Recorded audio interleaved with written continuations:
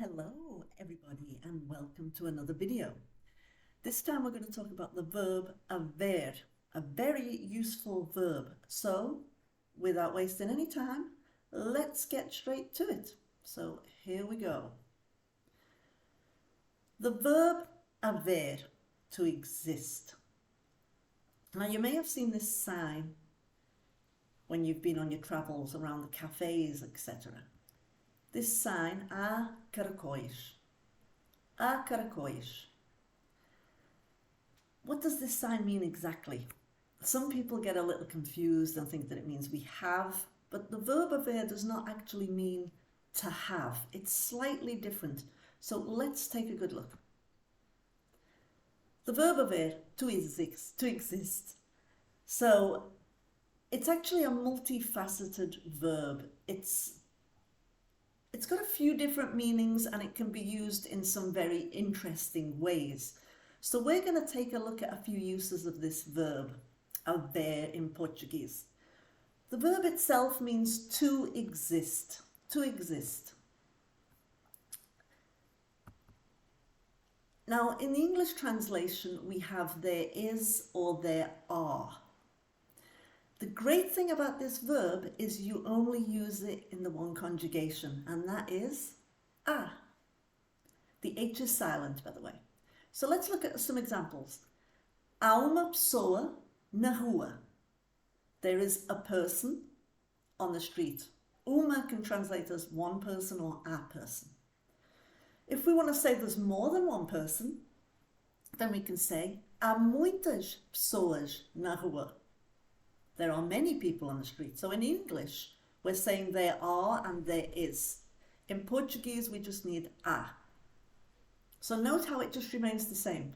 So we can do the same thing here with a car, for example. We could say há carro na rua. Or há muitos carros na rua. Há cão na rua. Or há muitos cães na rua. So you see, we can do this with anything really. Cars, dogs, people, drinks. Há muitas cervejas em cima da mesa. Há muitos copos de vinho na minha mesa.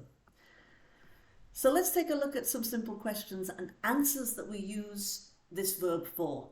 So há can also mean is there. So if it means there is, it can also mean is there or are there. The word order in English changes, but in Portuguese you just use há. It can't get any easier than this. So let's look at an example. Há pão is a statement. There is bread. Há pão is a question. Há muita gente lá fora. Statement. Há muita gente lá fora. A question. So you see the word order here is not changing at all. So we can use it when we're looking for something or inquiring about availability.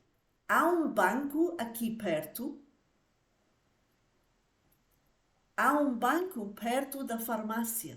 So we've got a question and an answer. Há banco aqui perto. Há banco perto da farmácia. So you can substitute the word bank here with anything else you are looking for. So há uma farmácia aqui perto, há supermercado aqui perto, há restaurante aqui perto. Try it yourself. So what about answering the questions? Well, when we answer the question, we simply use há or não há. So let's take a look at the example. Question. Há pão? Answer. Há. This would be in the affirmative. If it was in the negative, it would be não há. Note that the word sim in Portuguese is not always used for short answers. We often answer with the verb. We use the verb haver when we're talking about periods of time in the past. So for example, we've got this when you ask somebody how long they have been in Portugal. So you would say, há quanto tempo está em Portugal? This is translating as how long have you been in Portugal, but a literal translation would be there is how much time you are in Portugal. So you see we've got the está em Portugal is in the present, and the há quanto tempo is how long or how much time have you been in Portugal. It's very simple. It's a very simple phrase to learn how to say, and it's very useful. And it doesn't always apply with being just in Portugal. You can say about anything, how long have you been somewhere?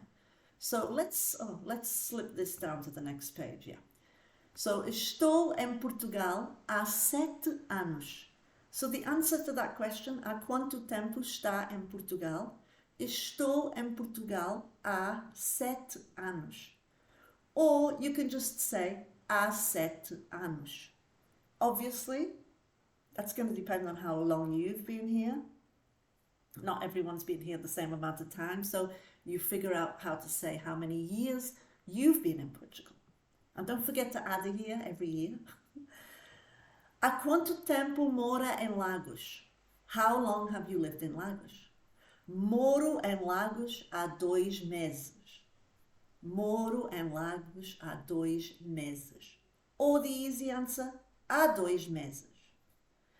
So how long have you been here? Can be here in Portugal. It can be waiting here for me. Há quanto tempo está aqui? Há 2 anos. Há 2 meses. Há 2 horas. You could say 2 hours.